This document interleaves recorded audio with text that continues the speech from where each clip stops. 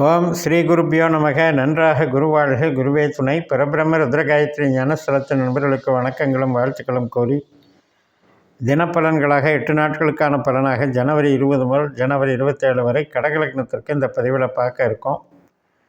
முதல் நாளான ஜனவரி 20 திங்கட்கிழமை அஸ்த நட்சத்திரம். நம்ம லக்னத்துக்கு 3ஆம் வீட்டில் லக்னாதிபதி சாரத்திலேயே சந்திரன் போகிறார். சந்திரனாகவே செயல்படுறார். மன எழுச்சியோடு காணப்படும். மனசில் கலை உணர்வுகள் காணப்படும். தகவல் தொடர்பில் இது வரும். ஆவணங்கள் சம்மந்தப்பட்ட வேலைகள், ஒரு பிரயாணம் போகிறது, இதுக்கெல்லாம் சாதகமாக இருக்கும். இடம் விட்டு இடம் மாறுறது, டிரான்ஸ்ஃபர் ஆர்டர் எதிர்பார்க்குறது, அது மாதிரி ஒரு ட்ரிப்பு போயிட்டு வர்றது, அக்ரிமெண்ட்டு போடுறது, இதெல்லாம் சம்மந்தம் நல்லாயிருக்கும். அதே மாதிரி திருமண வாழ்க்கை மற்றும் திருமணத்துக்கு வரன் பார்க்குறது, குழந்தைகள் சம்மந்தப்பட்டது எல்லாத்துக்குமே சாதகமாக இருக்குது. உறவுகள் சார்ந்த அனைத்து நன்மைகளும் ஏற்படக்கூடிய நல்ல நாள். கன்சல்டிங் கமிஷன் வகை பிஸ்னஸுக்கு நல்லாயிருக்கும். உற்பத்தி சார்ந்த விஷயத்துக்கு மத்தியமாக இருக்கும். ஜனவரி 21 செவ்வாய்க்கிழமை அன்றைக்கி சித்திரை நட்சத்திரம் காலையில் 10 மணி 2 நிமிஷம் வரைக்கும் கன்னி ராசியில் சித்திரை நட்சத்திரமாக இருக்கிறது. அதுக்கப்புறம் துலா ராசியில் சித்திரை நட்சத்திரம் 3-4 பாதங்களுக்கு மாறுது. அப்போ 3ஆம் இடத்துலேருந்து 4ஆம் இடத்துக்கு சந்திரன் போய் செவ்வாயாக செயல்படும் போது நம்ம லக்னத்திலேயே இருந்த செவ்வாய் 12ஆம் வீட்டுக்கு போயிடுறார். அங்கே போய் குருவனுடைய நட்சத்திரத்தில் இருந்து குரு 11ல் இருக்கிறதுனால நமக்கு நன்மைகள் நடக்கும். எதிர்பாராத சில நன்மைகள் கிடைக்கும். உறவுக்கு நல்லா இருக்கும், பக்கபலமாக இருக்கும்.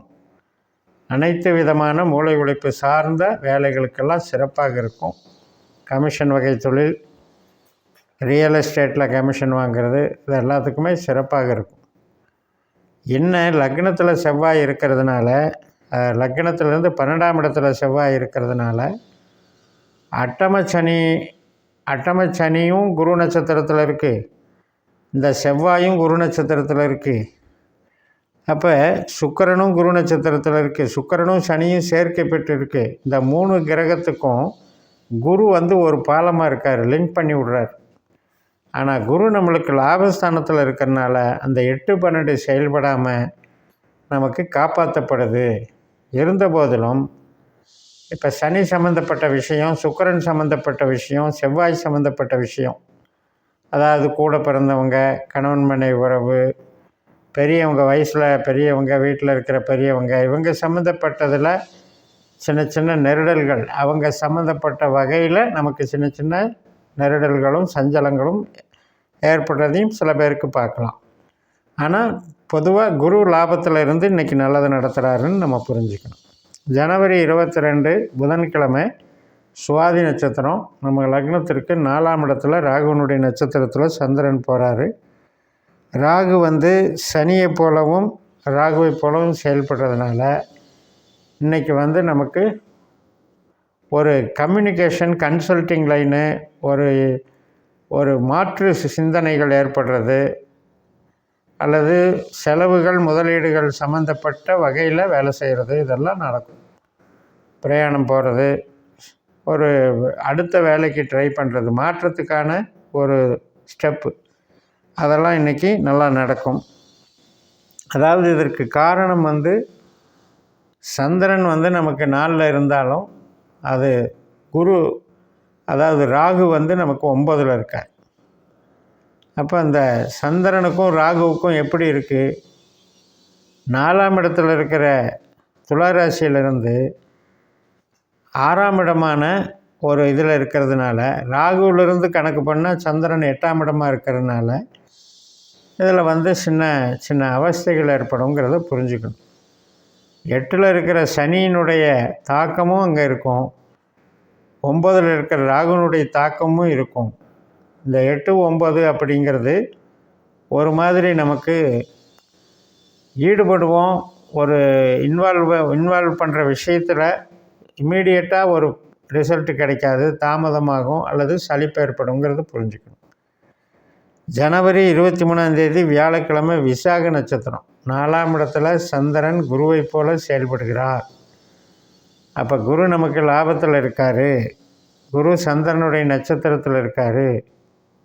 அப்போ இன்றைக்கி நல்ல நாள் தான். அதாவது உறவுகள் சார்ந்த விஷயம் மகிழ்ச்சிகள் ஏற்படும், நல்லாயிருக்கும். சனியினுடைய உபநட்சத்திரத்தில் குரு இருக்கார். குருவினுடைய நட்சத்திரத்தில் சனி இருக்கார். குருவுக்கும் சனிக்கும் இடத்த பாருங்கள். லக்னத்துக்கு 8ல் இருக்கிற சனியை 8ல் இருக்கிற ஒரு பிரச்சனையை தவிர்க்கிற மாதிரி குரு வேலை செய்கிறாரு. ஆனால் குருனுடைய தன்னுடைய நட்சத்திரம் நடக்கும்போது என்ன பண்ணுவார், 8ல் இருக்கிற சனி மாதிரி வேலை பார்ப்பாருங்கிறதையும் புரிஞ்சுக்கணும். அப்போ இந்த நாள்லேயும் நம்ம எதிர்பார்க்குறத விட்டுறணும். எதிர்பார்க்குறது அதனால் ஏமாற்றம் அடைகிறது வேண்டாம். நம்ம கடமை செய்வோம்.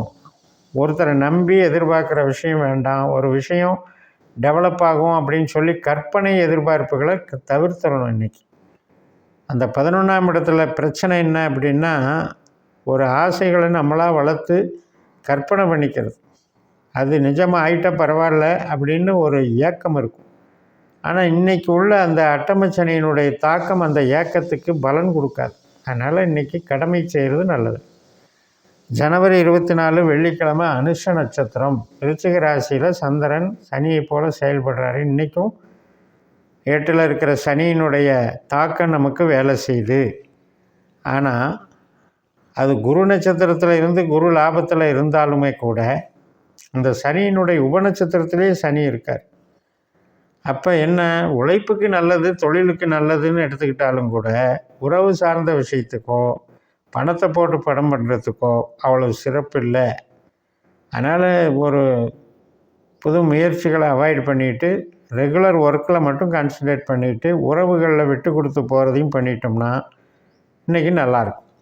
ஜனவரி 25 சனிக்கிழமை காலையில் 7 மணி 7 நிமிடத்திற்கு கேட்டை நட்சத்திரம். நமக்கு 5ஆம் வீட்டில் சந்திரன் புதனை போல் செயல்படுகிறாரு. புதன் சூரியனுடைய நட்சத்திரத்தில் இருக்கார். அதாவது புதன் மகர ராசிக்கு வந்துடுறார் சூரியனுடைய நட்சத்திரத்தில். அப்போ நமக்கு 7ஆம் வீட்டில் புதன் இருந்தாலுமே கூட, அந்த சூரியனுமே 7ஆம் வீட்டில் இருந்தாலுமே கூட 9ஆம் வீட்டில் இருக்கிற ராகுனுடைய உபநட்சத்திரம் அங்கே பேசும். அதனால் என்னென்னா, ஒரு பழக்க வழக்கங்கள், இப்போ ஒரு சிலர் பார்த்திங்கன்னா திருமணம் 2வது திருமணத்துக்கு ட்ரை பண்ணிகிட்ருக்கிறதுக்கு இன்றைக்கி அப்படியே சூட் ஆகும். அவங்களுக்கு ராகு திசையோ அல்லது இந்த அமைப்பில் திசைகள் புதன் திசையோ நடந்தால் கூட அது மாதிரி இருக்கும். ஜனவரி 26 ஞாயிற்றுக்கிழமை மூல நட்சத்திரம். தனுசு ராசிக்கு சந்திரன் போய் கேது மாதிரி செயல்படுறாரு. கேது சூரியனுடைய நட்சத்திரத்திலையும் சனியினுடைய உபநட்சத்திரத்திலையும் இருக்கார். அதனால் இன்றைக்கி சூரியன் 7ல் இருக்கிறதுனால நல்லது பண்ணும். உறவுகள் நல்லாயிருக்கும். அனைத்து விதமான வேலைகள் தொழில்கள் எல்லாமே சிறப்பாக இருக்கும். 27 அதாவது ஜனவரி 27 திங்கட்கிழமை பூராட நட்சத்திரம். 6ஆம் வீட்டில் சந்திரன் சுக்கிரனை போல் செயல்படுறாரு. சுக்கிரன் எங்கே இருக்கார் அப்படின்னு பார்த்திங்கன்னா சனியோடு சேர்ந்துட்டார். பூரட்டாதி குருவனுடைய நட்சத்திரத்தில் சேர்ந்துட்டார். சூரியனுடைய உபநட்சத்திரத்தில் இருக்கார். அதனால் 8ல் சுக்கிரன் சனி இருந்தாலும் 7ல் இருக்கிற சூரியன் நம்மளுக்கு 8ஆம் இடத்தினுடைய கெடுபலனை குறைச்சிடுறார். அதனால் தடைகள் தோல்விகள் அப்படிங்கிறதெல்லாம் பண்ண முடியாமல் அந்த சூரியன் நம்மளுக்கு காப்பாற்றி நல்லது பண்ணுறாருன்னு சொல்லி நிறைவு செய்கிறேன். இந்த சேனலை சப்ஸ்கிரைப் பண்ணிக்கோங்க, ஷேர் பண்ணுங்கள். உங்கள் தனிப்பட்ட ஜாதக பலாபலன்களை என்னுடைய வாட்ஸ்அப் நம்பரில் தொடர்பு கொண்டு பலன் பெறுங்கள். உங்களிடமிருந்து விடைபெறுகிறேன். உங்கள் JMS. நன்றி, வணக்கம்.